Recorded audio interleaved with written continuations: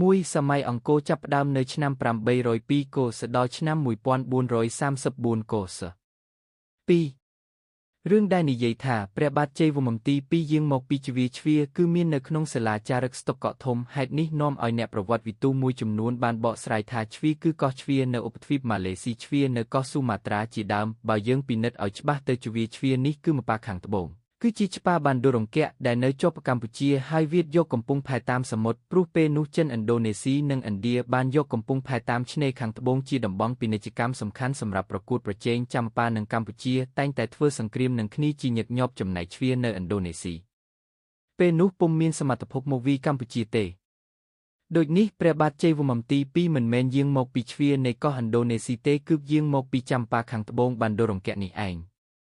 3. ព្រះបាទជ័យវរ្ម័នទី2គឺជាស្ដេចស្ថាបនិកសម័យអង្គរព្រោះព្រះអង្គបានបង្រួបបង្រួមប្រទេសជាតិឲ្យរួបរวมគ្នាតែមួយបន្ទាប់មកវាបណ្ដាញស្រូវចេញពីប្រទេសគឺជ្វាចាំប៉ាឈ្លានពានបន្ទាប់ពីនោះព្រះអង្គបានឡើងសោយរាជ្យនៅឆ្នាំ802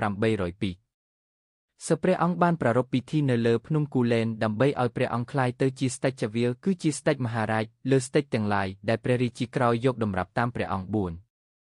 រាជកិច្ចលើកដំបូងរបស់ព្រះបាទជ័យវរ្ម័នទី2ដំបូងព្រះអង្គបានឡើងគ្រងរាជ្យនៅនគរអនុបុរៈសព្វថ្ងៃស្រុកត្បូងឃ្មុំដែលជាទឹកដីកម្មសិទ្ធិរបស់ព្រាហ្មណ៍សិវកៃវលឲ្យបន្ទាប់មកព្រះអង្គបានធ្វើការផ្លាស់ប្ដូររាជធានីជាញឹកញាប់តម្រង់ឆ្ពោះទៅតំបន់អង្គរខេត្តសៀមរាបភាគខាងកើតនិងកណ្ដាលសព្វថ្ងៃដែលគេហៅថាខេត្តបូប្រាទេសព្រះអង្គបានផ្លាស់ចេញពីតំបន់កុដត្បូងឃ្មុំទៅសាងរាជធានីនៅហេរ៉ូហឡៃរលួសដែលត្រូវនឹងប្រាសាទព្រៃមន្ទីរបាគងព្រះគោនិងលលៃបន្ទាប់មកព្រះអង្គបានផ្លាស់ទៅអមរេនបុរៈមិនដឹងថាត្រូវនឹងតំបន់ណាចុងក្រោយព្រះអង្គបានផ្លាស់រាជធានីទៅតាំងនៅមហេន្ទ្រពតភ្នំគូលែនជាកន្លែងដែលព្រះអង្គបានប្រារព្ធពិធីលេសឬតាំងពិធីទេវរាជព្រះអង្គបានប្រើនយោបាយលើកទឹកចិត្តដោយដំឡើងឋានៈស្ដេចត្រាញ់និងមន្ត្រីនៅតាមខេត្តមួយចំនួនឲ្យមានគោរមងារបញ្ចប់ដោយវមមដែលពីមុខគោរមងារនេះមានតែអាទិទេពនិងព្រះមហាក្សត្រប៉ុណ្ណោះដែលអាចប្រើបានការផ្លាស់ប្ដូររាជធានីជាញឹកញាប់ដើម្បីប្រមូលផ្គុំស្ដេចត្រាញ់និងមន្ត្រីដែលបែកបាក់គ្នាឲ្យស្ថិតនៅក្រោមការដឹកនាំរបស់ព្រះអង្គនេះគឺជាឯកភាពជាតិនយោបាយការដឹកនាំដ៏សំខាន់ព្រះបាទជ័យវរ្ម័នទី2 5. ព្រះបាទជ័យវរ្ម័នទី2ឡើងសោយរាជ្យនៅឆ្នាំ802ដល់ឆ្នាំ850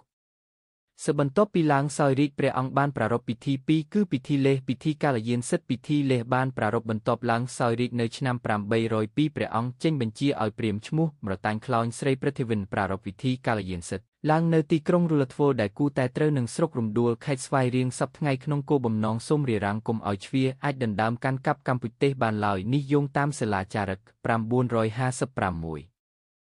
ហ្មណ៍ហរិន្ទាមគាត់មកពីតំបន់ជនបទសព្វថ្ងៃប្រាសាទខ្នារខេត្តវិហារគាត់គឺជាព្រាហ្មណ៍ដ៏ធំជំនាញម្នាក់ខាងប្រារព្ធពិធីនិងមានចំណេះដឹងអំពីគម្ពីរវិនាសខញ្យោត្រៈសមហៈនិងសិរឆែក 7. ព្រាហ្មណ៍សិវកៃវលឲ្យមកកាន់កុដសព្វថ្ងៃបន្ទាយព្រេងគោខេត្តកំពង់ចាមសិវកៃវលឲ្យជាមន្ត្រីដ៏ស្មោះត្រង់របស់ព្រះបាទជ័យវរ្ម័នទី2និងបានជួបទំនុកបម្រុងព្រះបាទជ័យវរ្ម័នទី2បានបង្រួបបង្រួមជាតិឲ្យនៅតែមួយក្រោមការដឹកនាំរបស់ព្រះបាទជ័យវរ្ម័នទី2បន្ទាប់ពីព្រះបាទជ័យវរ្ម័នទី2ឡើងសោយរាជ្យព្រាហ្មណ៍សិវកៃឡើយបានទទួលសិទ្ធិជាព្រាហ្មណ៍បរហិតរបស់ព្រះបាទជ័យវរ្ម័នទី2រហូតដល់ស្ដេចជំនាន់ក្រោយគឺមានតែគ្រួសារព្រាហ្មណ៍សិវកៃវលឲ្យទេដែលអាចធ្វើជាព្រាហ្មណ៍បរហិតបាន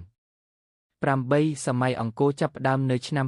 802 គ.ស. និងបញ្ចប់នៅឆ្នាំ1434 គ.ស.